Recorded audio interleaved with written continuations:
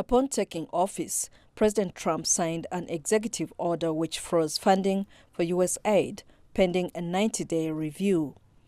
USAID is an independent agency of the U.S. government responsible for administering civilian foreign aid and development assistance. With many African countries depending on aid to help fund key sectors of their economies, notably health. The suspension has hit Uganda hard. The East African nation received $426 million in 2024 from the U.S. government to support HIV care and treatment. The situation is causing worrying disruptions in treatment schedules for HIV patients. Many are worried it could have life-threatening consequences. For viral load testing, it is all funded by the US government. So you find that I'm now taking my medication, but my viral load is not actually taken. How do you know that the medicine I'm taking is actually working? Organizations running HIV programs funded by USAID have been forced to lay off staff, many of whom were volunteers providing HIV services to patients that can't readily access their drugs. 1.2 million Ugandans living with HIV are on medication, but there are fears many may not be able to continue with their regimens. The effects may be felt maybe 3 months after, when we maybe see, these are all projections, where we may see probably the clinic had maybe 40 children and only 30 have come back, the 10 are missing, So those things are projected to happen, just as we saw in COVID.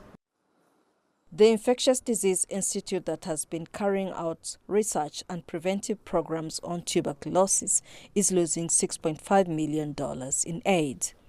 An estimated 91,000 people in Uganda contract TB annually, with about a third of these infected with HIV. TB treatment requires a long period of treatment and care, and if patients do not receive follow-up appointments, the concern is infection spreads fast.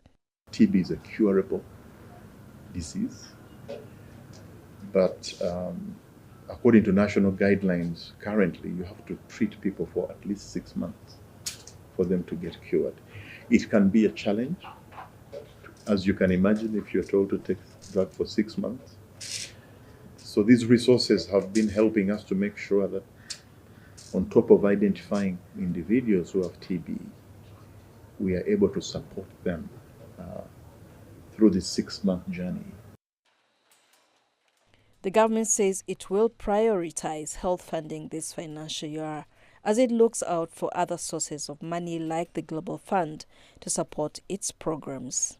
With no definite answers from the government, patients are getting anxious on whether they will be able to access their drugs if the U.S. government completely stops funding HIV activities.